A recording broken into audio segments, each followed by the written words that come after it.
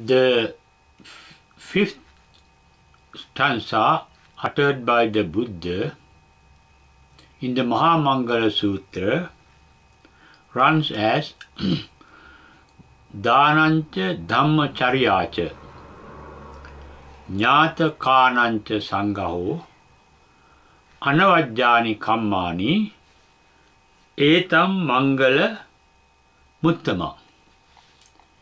The verbal meaning or the primary meaning, the superficial meaning of this stanza can be translated as Dhanam, generosity, Dhammacharya, righteous life, correct behavior, Jnata Kanancha Sangaho, caring for one's own relatives, Anavajjani Kammani, blameless action, activity or blameless way of earning a living. And these are called blessings. One need not get enlightened and become a Buddha to say that these things are blessings or worthwhile practicing. Any ordinary person can know generosity is a good quality, and righteous way of life, blameless way of life is a good quality. And caring for one's own relatives, that is common sense. It's a good quality, it's a merit.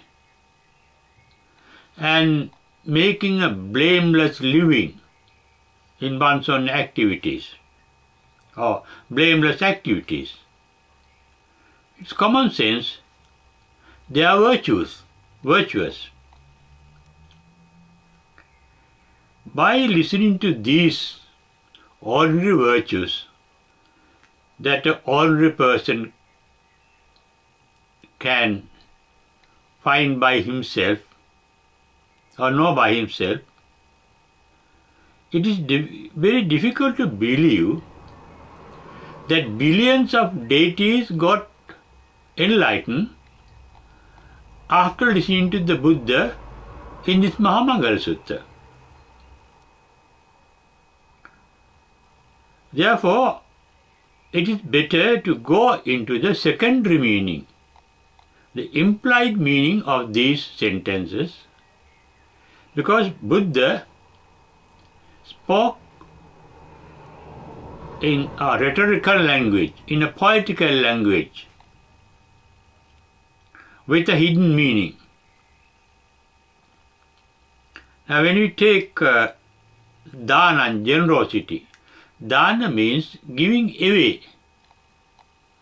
It is the opposite of upadana, taking in. Upadana is dragging towards oneself. Upa means towards, adana means dragging, pulling. This pulling is called craving or desire. Without desire, we can't do any mental pulling. The activity of desire is pulling mentally something that one does not have. But here, giving away generosity amounts to the absence of upadana, mental pulling. One is called kama upadana,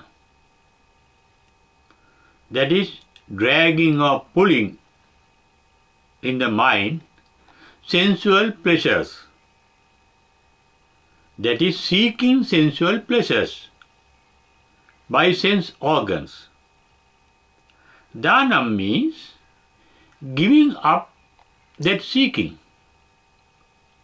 Not interested in sensual pleasures. It happens in the transcendental meditation when the bliss of trance is superior to all the sensual pleasures. In fact, the Buddhist transcendental meditation starts with getting detached from the attachment to sensual pleasures. It is called in the first trance as Vivicceva Kamehi. And that detachment from the attachment to pleasures get culminated in the fourth trance. In the fourth trance, what happens is, according to Buddha's own words, Sukhassa ca pahana. And also, not only Sukha, Dukkhassa ca pahana. Pahana means avoiding, giving up, dropping. Here it means not going or giving up Sukha, comfort or pleasures, and Dukkhassa ca pahana means pains. In the fourth trance, the mind is completely free of both pleasures and pains, or searching for pleasures because of certain pain we have in the mind. That mind is empty of pleasures and pains. Pubbeva somanasa domanassanang antaggama. Attangama means it subsides, goes away. Somanasa means the present mind. Domanasa means the unpleasant mind. And in the fourth trance, the mind is devoid of both pleasure and pain, as well as happiness and unhappiness. Adukkam asukham. Adukkam means it is free of dukkha, suffering, no pain. Adukkam asukham. No pleasure. It is not attached to the pleasure. It's a state of mind that leads even to the enlightenment. It is in this fourth trance one gets enlightened. The main feature according to Buddha in this fourth trance is Upekka Sati Parisuddhi. Upekka means, one may call it unprejudiced, unbiased equanimity of Sati awareness. That awareness is choiceless awareness. Being just aware without a choice between the pleasant and the unpleasant. What one likes and dislikes. No likes and dislikes in this way. That is mean free from attachment, vitaragi. Free from resentment, vitadosi. And sati means awareness, free from illusion or ignorance. And those are the qualities of an enlightened mind. But in this first trance, those qualities are temporary until the trance is lasting. But after enlightenment, the mind vitaragi, vitadosi, vitamoy. Vitaragi means the mind not attached to anything. Vitadosi means the mind that is not resenting anything. Vitamohi is mind that is not ignorant, unaware. The mind is conscious, but free of attachment and resentment. And that type of mind gets permanently established after enlightenment. But in this first trance, the mind can get adulterated or contaminated by attachment and resentment and ignorance after the breaking down of the trance. But this state of mind that get developed in the fourth trance proceeds into the fifth trance. One important feature in the fourth trance is that is according to Rahogata Sutta, the breathing stops because the mind is so tranquil at this fourth trance.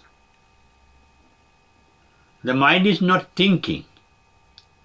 The brain is cooled down, the body is cooled down, and when the brain is dormant at the fourth trance, not functioning normally. The function of the brain is to store memories and retrieve them for thinking. There is no thinking in the fourth trance. It is a silent mind. That mind is not speaking.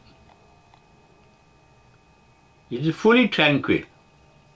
It gets tranquil because memories for thinking, the knowledge for thinking, does not get retrieved from the brain that is dormant due to becoming cooled down. Therefore, there is no need for the brain for a good quality or big amount of oxygen for it to function. The oxygen absorbed by the body through the pores is sufficient for the brain to sustain, to live without dying.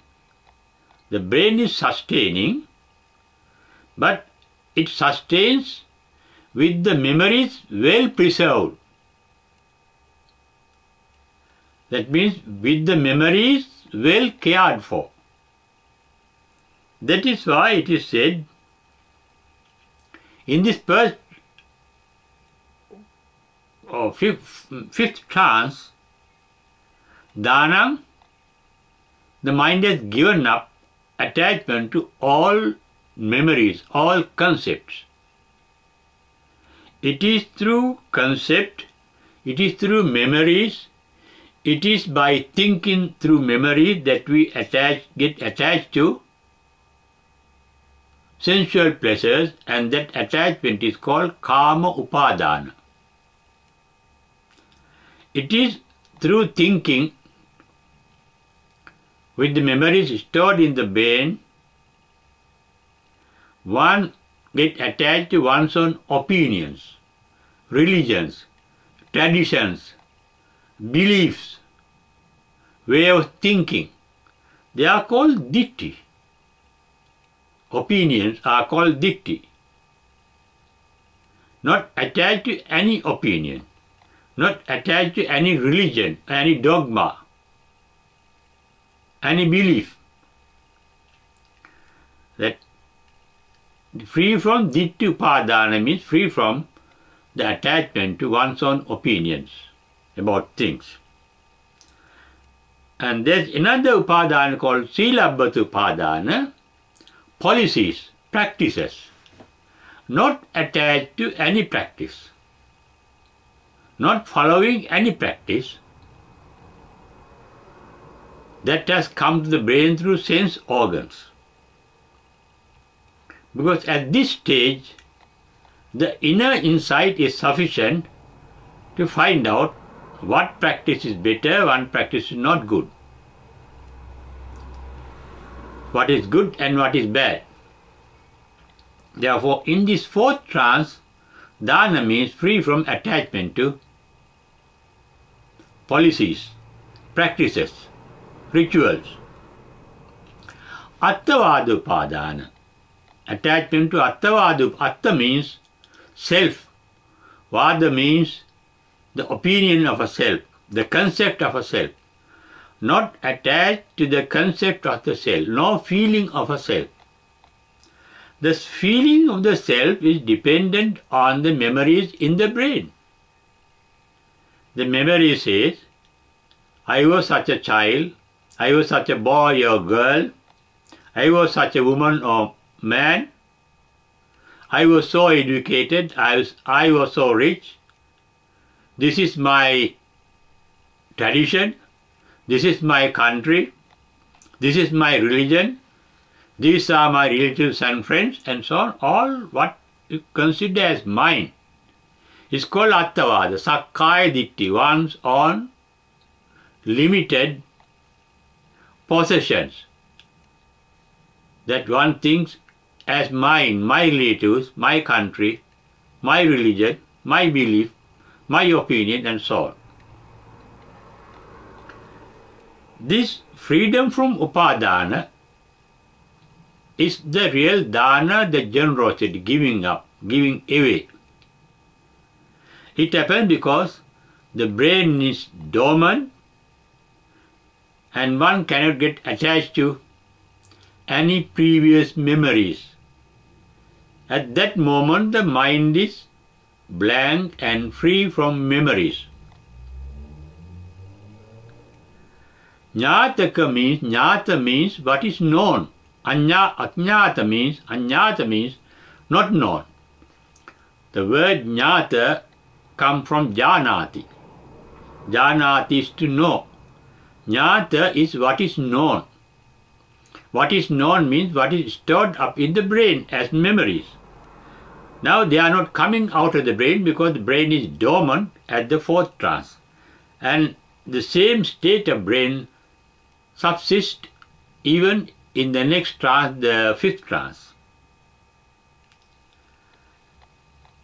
Dhammacharya means when the mind is free from thinking, it has given itself to the nature. Subhava dharma means nature. Dhamma here means the nature. The nature of the universe. It is the nature that created us, sustains us, and ultimately make us to die to renew our life again in a next birth. When we are sick, it is the nature that cures us. Nature is our greatest helper. The trees and the plants and the creepers, the clouds, the sun, the moon, the stars, the earth, they don't think. They are activated by the nature because they don't have a self. No, they are not self-centered. The flowers are blossoming in the plants naturally. Rivers are flowing naturally. In the same way, Dhammacharya means, Dhamma is yes, nature, Charya means behavior. One's own behavior, at that moment the behavior of the mind becomes natural. Our normal behavior of the mind is artificial, conditioned by our knowledge, thinking, beliefs, traditions. But here, no such beliefs, no such memories are conditioning the activity of the mind, the behavior of the mind, and it has a natural behavior, therefore that behavior is called Dhammacharya. Dhananta Dhammacharyata Jnata Kanancha Sanghaho. Sanghaho is, sang means nicely, gaho means putting together. Nicely put together. It means nicely preserved, compiled. The brain is dormant and its knowledge is well preserved. Because even after enlightenment, the enlightenment can use the past knowledge whenever they want, but they are not conditioned by the past knowledge. They do not need knowledge because they see things as they are. Yatha bhuta jnana darsana. That is after enlightenment. What happened to the Buddha after enlightenment? According to Buddha, the process of thinking ceased, stopped, closed down. In his first paean of joy, he said, Visankara gatam chittam. Sankara means thinking process, formation of thoughts. Visankara means there is no formation of thoughts.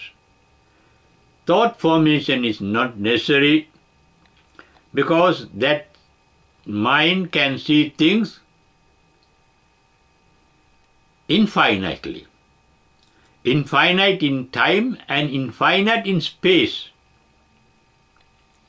Maybe billions of light years away, the mind can see a galaxy that lies millions of miles away, light miles away. As well as millions and millions and billions and billions of years in the past what happens or what is going to happen in the future. Because that mind is timeless and spaceless. Beyond the limit of space and beyond the limit of time. Our thinking is limited by space and time. We have knowledge for thinking gathered within a short period, limited period. And we have limited space of knowledge. We know only a limited area in space. Therefore, our mind is always limited, but the enlightened mind is unlimited, beyond space and beyond time. It happens after the memories cease to be retrieved. Where the knowledge ends, the wisdom begins. Where the wisdom begins, the insight of wisdom begins. And with that sight, there is a vision beyond space and time. Jnanata kāranca sanghaho. But in the brain, the memories are there, well preserved, sangraha. Those are the relatives. Jnata means, they are called, relatives are called jnata because they know your pains and pleasures. What you want, what you don't want. But here, what is known, the knowledge is preserved in the brain that is dormant. Anavajjani kammani. Thereafter, the activities are blameless. You are not acting, you are not to be blamed. There is no motivation, there is no motive, there is no chetana. Just pure activity. Pure activity by nature, in the natural way. Nature is identified as God in theistic religions. Therefore, here the mental behavior is a divine behavior, godly behavior. According to Buddhism, because during the time of the Buddha, the Indians believed in Mahabrahma as the creator God. The God in the topmost hierarchy of the divine world. And Buddha referred to his four main qualities as Brahma Vihara or Brahma Viharana in Brahma's mind.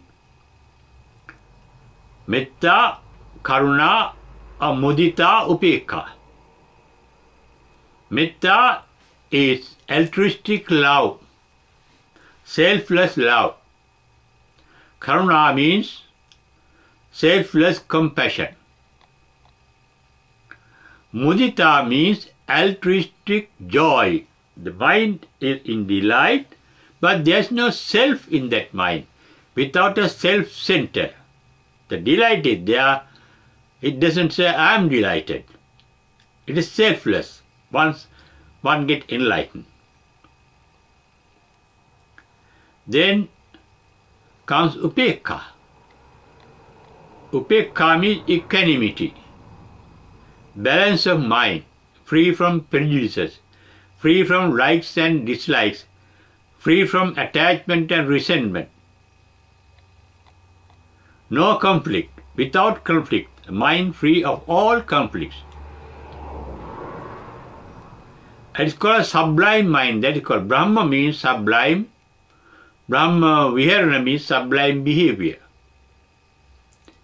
Here, in this fifth trance, mind behaves in a sublime way. It is free of all mental images. According to the traditional Indian meditation, there are 4 formless trances. The 4 trances that we have already spoken of according to Buddha's teachings are called Rupavachara Dhyana. They are trances of forms.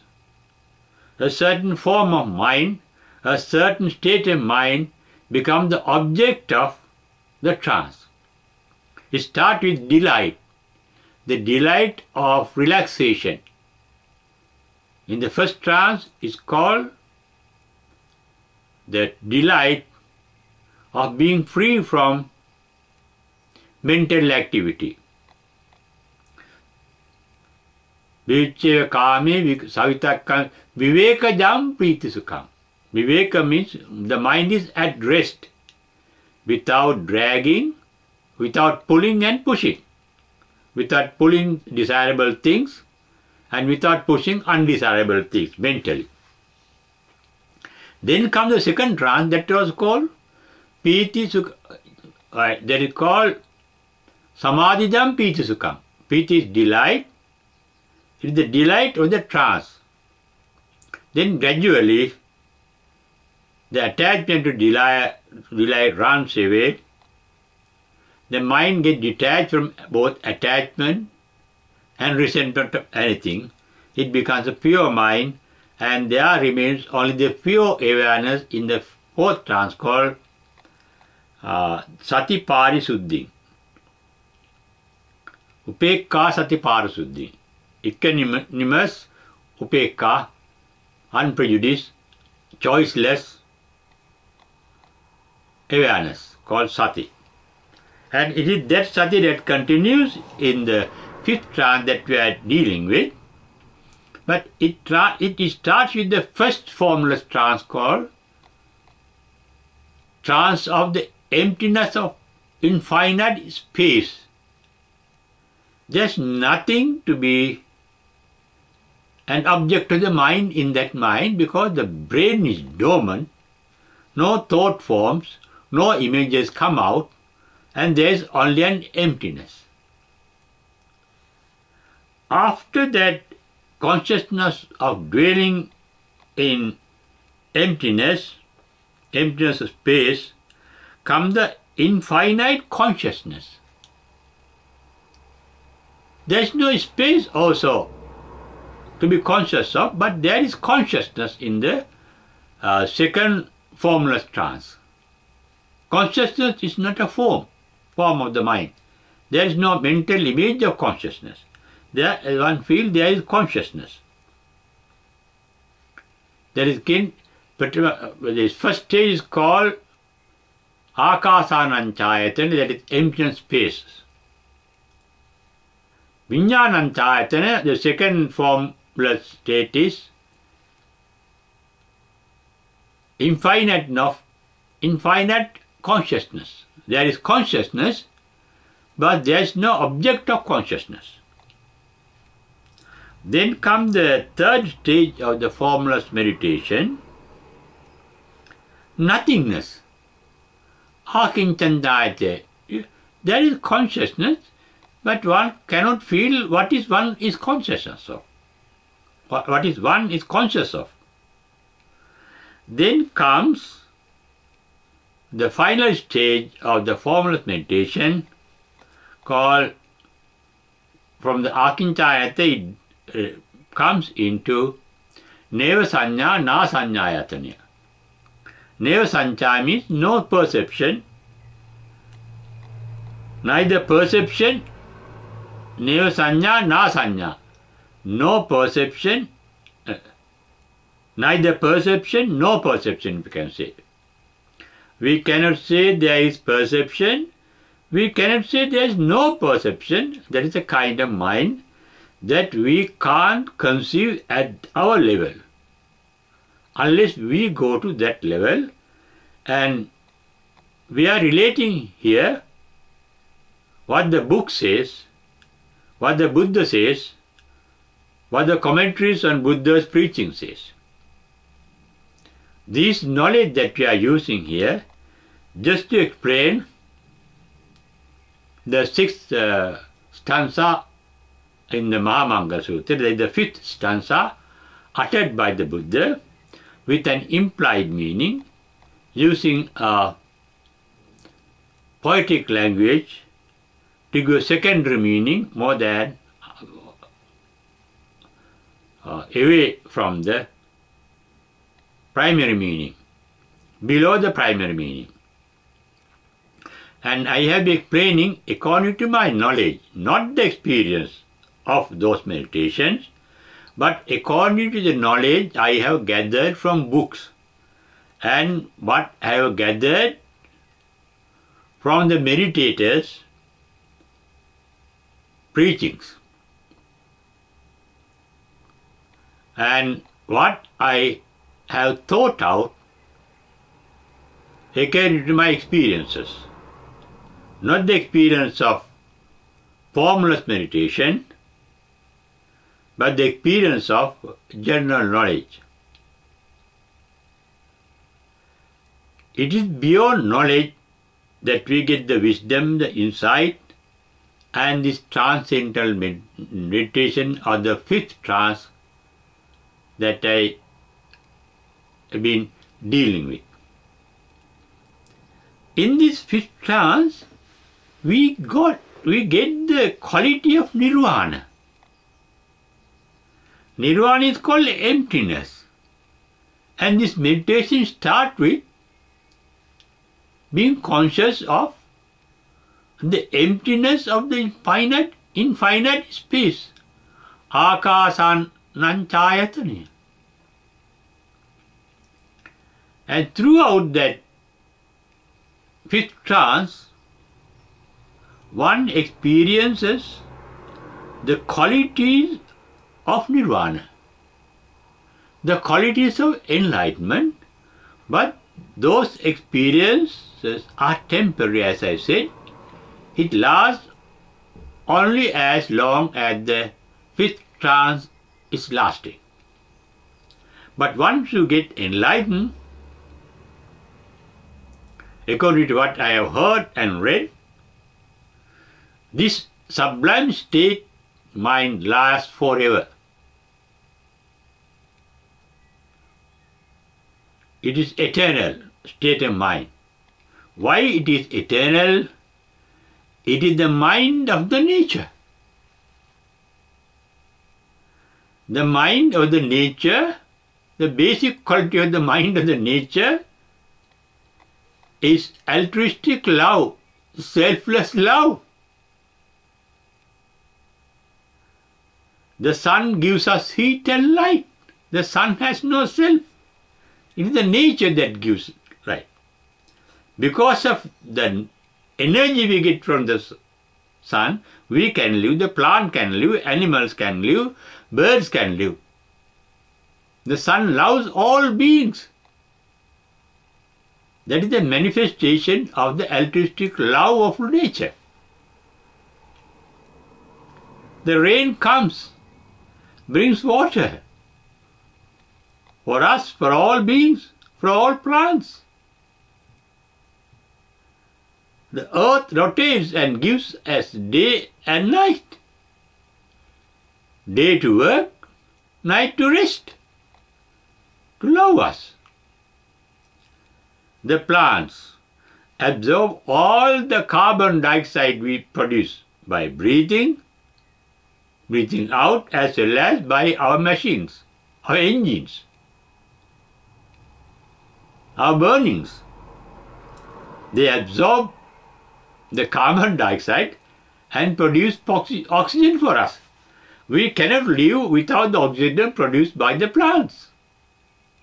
They love us, expecting nothing in return, because that is the love of the nature. The Bible, in St. John's Bible, the God is said to be love.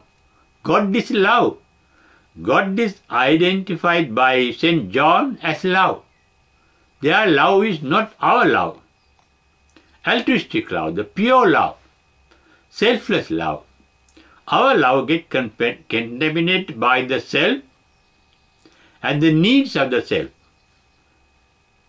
likes and dislikes of the self. We love what we like, what is pleasant to us. We don't love what is not pleasant to us. But in the Sermon on the Mount, Jesus Christ said, "My Father in heaven gives light and rain, both to good people and bad people alike, impartial." That is the type of pure love that pervades the fifth trance, as if we are enlightened temporarily. But the fifth trance can't make you permanently enlightened. Therefore, naturally, our natural instinct brings out down to the fourth trance again. This is what the tradition says. This is what the book says. This is what the teaching of the Buddha says.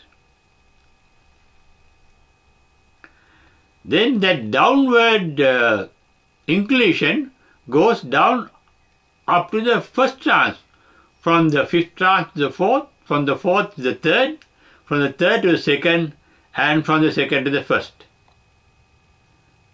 After coming to that, instinctively, through our insight, the mind comes back again gradually into the fourth trance, where one can get enlightened with the purest form of love, compassion, selfless delight, altruistic joy, and equanimity, called the Brahma quality or the sublime qualities. When you look at that fifth stanza uttered by the Buddha in the Mahamangala Sutra, we can believe that billions of deities could have got enlightened after listening to the Buddha, or the sermon called Mahamangala Sutta. Because when we listen to somebody, we listen to words spoken. And words give us meaning. The word was not the reality, the meaning is not the reality. Now, for example, the word Nibbana or Nirvana is not the real Nirvana. It is only a symbol. Then we get the idea of form, the meaning of the word Nirvana. One can explain. That explanation of the meaning is not the real Nirvana. But when the Buddha uttered those stanzas, when he preached the Mahamangala Sutra, all the stages leading up to enlightenment are formed from step to step. They are in his mind, the Buddha mind. When the Buddha speaks of the fifth trance, his mind is in the level of the trance. The divine beings, they listen to Buddha not through means of communication. They don't listen to words.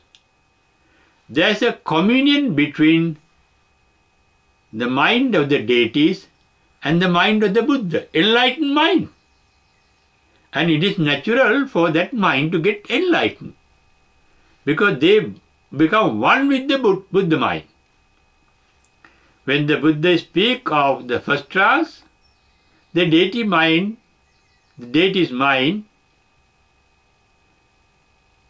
can reach the first trance if they have the capacity to do so.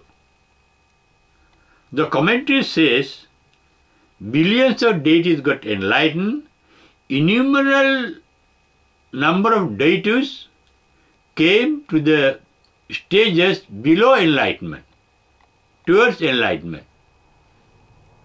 Sovan, Sakadagami, Anagami.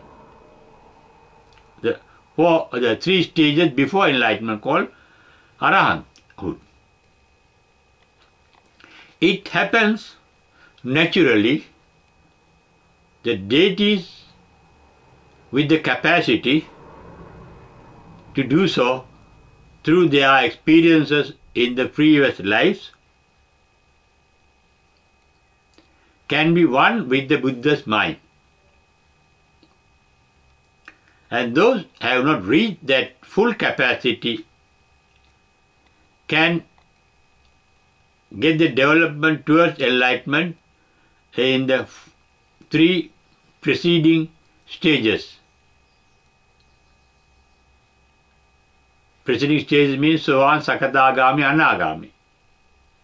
Even before that, when the Buddha speaks of the first trance, the capable, the clever, the skillful deities, mind turns into the first trance automatically. Therefore, we cannot doubt that so many billions of deities got enlightened after listening to the Mahamangala Sutta. Fortunately, this Mahamangala Sutra lasted nearly 2600 years because it has a primary meaning, superficial meaning, very useful to the ordinary people in their day-to-day life. Dhanancha, generosity, is a virtuous quality. Dhammacharyacha, that means behaving in the righteous way, virtuous way, is a highest virtuous quality. Jnatakaranja Sangha, caring for relatives, is a virtue. Anavajjani Kammani, engage in blameless activities, is a virtue.